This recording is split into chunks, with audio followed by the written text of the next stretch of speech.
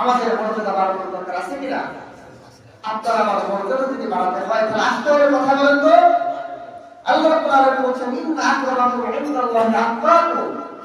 তোমাদের মধ্যে আমার কাছে মর্যাদাবান হলো সেই ব্যক্তি যার ভিতরে তাকওয়া সবচাইতে বেশি।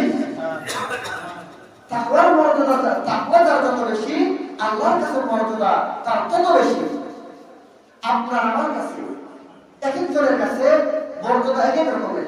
দেখবেন একজন ব্যবসায়ী, তার লাখ লাখ কোটি কোটি টাকা ইনকাম, কিন্তু আরেকজন তাকে মর্যাদা দেয় না। ওটা ব্যবসা, সরকারি চাকরিজীবী না।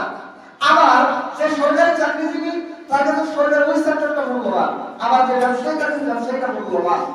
আমি বলছি জিনিসটা একটু ক্লিয়ার করি। একজন ব্যবসায়ী, মানুষ তো অনেক ধরনের হয়। কেউ দেখবেন যে ব্যবসায়ীদেরকে পছন্দ করে, কেউ সরকারি চাকরিজীবীদের পছন্দ করে, কেউ বলবে সরকারি চাকরিজীবীর বেতন কত, ওর বেতনই নাই। আর আমার ছেলে ব্যবসা করে, প্রতি মাসে লাখ টাকা ইনকাম, তার মানে তার কাছে ব্যবসায়ীটার কাছে মর্যাদা। আবার আরেকজন বলে ও ব্যবসা করে, ওর ব্যবসা কাউকে লস যেতে পারে, কিন্তু যে সরকারি চাকরি করে তার চাকরি যাবে না। তাহলে এক একজনের কাছে সম্মান, মর্যাদা হিসাবটা এক রকম কিনা। কেউ মনে করে সরকারি চাকরি করলে মর্যাদাবান, কেউ মনে করে ব্যবসা করলে মর্যাদাবান। কিন্তু প্রকৃত মর্যাদাবান কোনটা?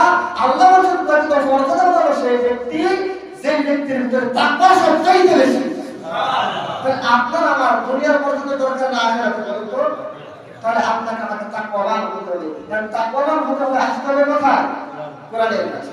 কারণ আল্লাহ বলছেন যে কোরআনটা হলো রমাদান মাসে অবতীর্ণ হয়েছে, এই জন্য রমাদানের মর্যাদা আমি বাড়াই দিয়েছি। এই কোরআনটা লাইলাতুল কদর অবতীর্ণ হয়েছে, আমি লাইলাতুল কদরের মর্যাদা বাড়াই দিয়েছি। এই কোরআনটা বিশ্ব নবীর কাছে, মুহাম্মদ সাল্লাল্লাহু আলাইহি ওয়াসাল্লামের কাছে এসেছে, এজন্য তাকে আমি বিশ্ব নবী বানাই দিয়েছি। এই কোরআনটা উম্মতে মুহাম্মাদের কাছে এসেছে, এই জন্য উম্মতে মুহাম্মাদীকে আমি অন্যান্য সব